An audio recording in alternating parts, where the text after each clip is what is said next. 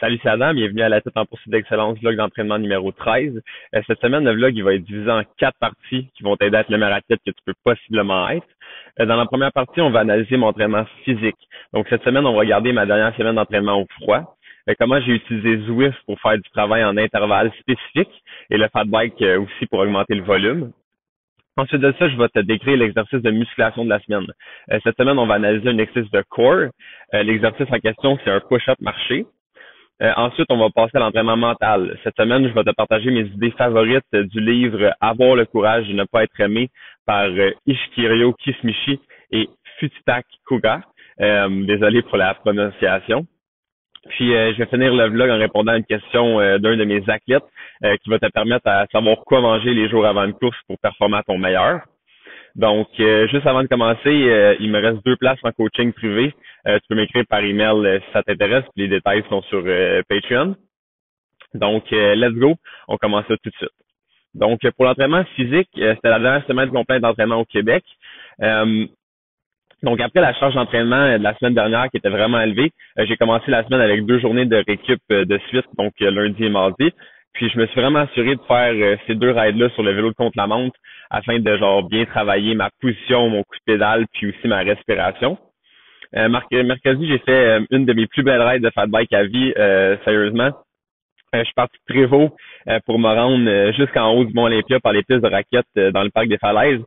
J'ai descendu Olympia par un suboski alpin, c'était incroyable. Ensuite de ça, je me suis rendu à Mont-Roland par la Wizard. Puis de Mont-Roland, j'ai pris la Mika et puis je suis passé par le Chanteclair pour me rendre ensuite en haut du Mont Loup-Garou. L'objectif de la ride, c'était vraiment de garder un bon tempo. Donc, de rouler en endurance avec les pulsations cardiaques à environ 150 BPM pour moi. Donc, une moyenne de 150 BPM pour 6 heures. Jeudi, j'ai fait 3 heures sur le fat bike. Encore une fois, un pace semblable, donc c'est un pace d'endurance. Puis, j'ai enchaîné ce 3 heures-là avec des intervalles en montée sur Zwift. La série principale d'intervalle du workout, c'était 7 fois 5 minutes, meilleure moyenne possible.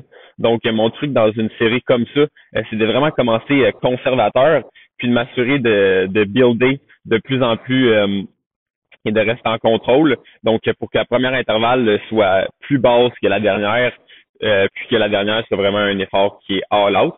Puis, vendredi, j'ai fait un peu le même genre. Donc, j'ai commencé la journée avec 2 heures de fat bike. Cette fois-là, c'était un pace un peu plus facile, donc pas un pace d'endurance, plus un pace facile, donc 120, 130 BPM. Puis j'ai suivi ça par un workout de PAM de 2 heures sur Zwift. Puis ensuite, j'ai suivi le workout de 2 heures par un workout de 20 minutes d'explosivité, de musculation, afin de vraiment profiter de la fatigue musculaire que j'avais déjà accumulée pour vraiment challenger mon système musculaire d'une façon optimale. Samedi, j'ai fait une ride de volume sur le fat bike. Cette fois-ci, 5 heures dans les trails. Je suis parti du parc de la Coulée, ensuite par le parc des Falaises, ensuite le parc de la Rivière-du-Nord jusqu'au Guiluron, puis pour finir dans Saint-Anne-des-Lacs. J'ai fait ça avec mon bon ami triathlète Simon Bernier-Lalonde. C'était juste une journée incroyable. Puis finalement, j'ai terminé la semaine avec un entraînement de sprint plus court. L'entraînement il a duré environ 2 heures et demie, donc j'ai commencé l'entraînement avec 80 minutes à 80%. Comment j'ai fait ça? J'ai fait l'Alpe d'Huez 2 fois, puis j'ai suivi ça par des accélérations rapides, donc c'était 15 secondes à 700 watts, suivi de 15 secondes récupération, puis j'ai fait ça 30 fois, donc des 15-15. Puis encore une fois, je me suis vraiment assuré de suivre cette séance de sprint-là par une séance d'explosivité en musculation pour vraiment aller chercher les mêmes fibres musculaires rapides puis vraiment tirer le maximum de l'entraînement. Donc ici, si on regarde ça, overall, ça me donne quand même encore une bonne semaine d'entraînement. Donc 25 heures 27 d'entraînement avec une charge totale d'effort de 1045 TSS. Donc maintenant pour l'exercice de musculation, cette semaine, on va analyser ensemble un exercice de core. Donc, l'exercice en question, c'est un push-up marché que j'ai juste ici. Donc, comment on fait l'exercice? Dans le fond, notre objectif quand on fait l'exercice, c'est de vraiment s'assurer d'éviter les mouvements de rotation. Donc, s'assurer que nos hanches, ils restent le plus possible dans le plan frontal. Comment qu'on fait ça? Dans le fond, on va vraiment s'assurer d'aller engager nos fessiers puis notre ceinture abdominale.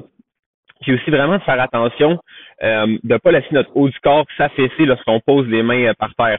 Donc, de vraiment s'assurer d'engager nos deltoïdes, nos omoplates, nos pectoraux, puis nos triceps quand on fait l'exercice. Puis cet exercice-là, c'est vraiment un exercice qui est comme idéal pour le vélo, selon moi, parce que ça va vraiment nous permettre de maintenir une posture qui est solide puis qui est stable sur le vélo. Donc, si ça t'intéresse, cet exercice-là, ben, il fait partie d'un programme de musculation spécifique aux cyclistes que je donne à tous les athlètes que je coach en privé, puis en plus de les accompagner avec tout le reste de l'entraînement.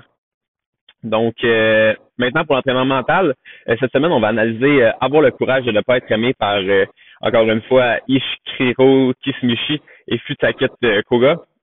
J'ai pas le livre avec moi en ce moment, je suis déjà en Californie, donc je voulais pas amener 8 livres avec moi.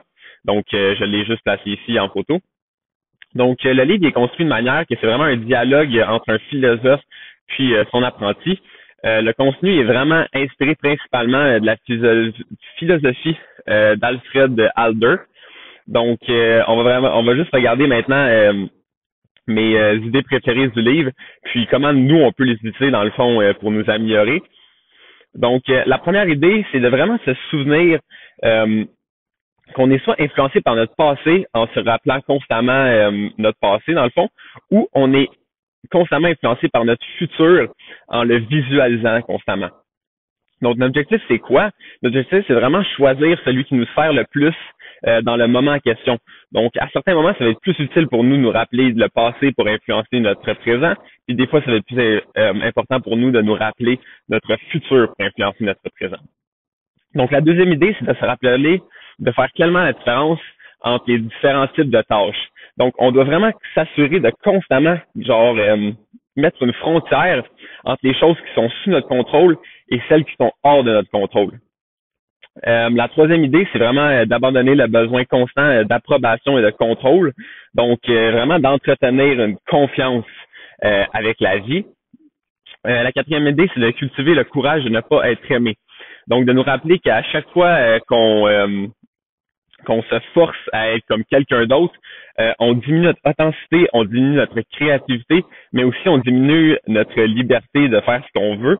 Donc, on doit vraiment comprendre que c'est seulement bon de prêter attention aux critiques que si elles nous permettent de nous rapprocher de notre objectif de vie. Ça me rappelle ça, une citation de Sénéca qui nous dit « Éloigne-toi de l'opinion du monde sur toi. Elle est toujours instable et divisée. » Puis finalement, la dernière idée, c'est de vraiment voir la vie comme des milliards de petits points. Donc, ces milliards de petits points-là, ils peuvent seulement être expérimentés dans le présent. Donc, le présent, c'est un petit point sur ces milliards de petits points-là, plutôt que de voir la vie comme une ligne continue, qui est dans le passé, dans le présent et dans le futur. C'est vraiment plus des petits points qui sont que des expériences du présent. Donc, c'est tout pour le livre de la semaine. Donc, pour la question de la semaine, Tristan Taillon, un athlète avec qui je travaille, comme je vous l'ai dit au début, il me demande c'est quoi l'effet et l'objectif de diminuer mon apport en fibres 4 jours avant une compétition. OK, juste pour mettre en contexte, Tristan, il y a une simulation de course chez PowerWatt vendredi prochain. Donc, notre objectif, c'est vraiment qu'il performe le mieux possible lors de cette journée précise-là. Donc, on a structuré son entraînement de façon à ce qu'il pique à cet endroit. Donc, ensemble, on va tester plusieurs build-up d'avant-course afin de trouver le bon et d'utiliser le plus optimal quand les vraies courses vont arriver durant la saison. Donc, pour revenir à pourquoi une diminution de fibres, ça peut nous aider à mieux performer. Mais premièrement, on doit se rappeler que la diminution de fibres, c'est on doit seulement la faire 4 à 5 jours avant la compétition. Donc, comme on sait, en temps normal, les fibres sont très essentielles pour la santé. Ils vont nous permettre d'avoir un intestin en santé qui digère bien. Puis en plus de ça, les aliments qui sont riches en fibres, ils s'absorbent plus lentement.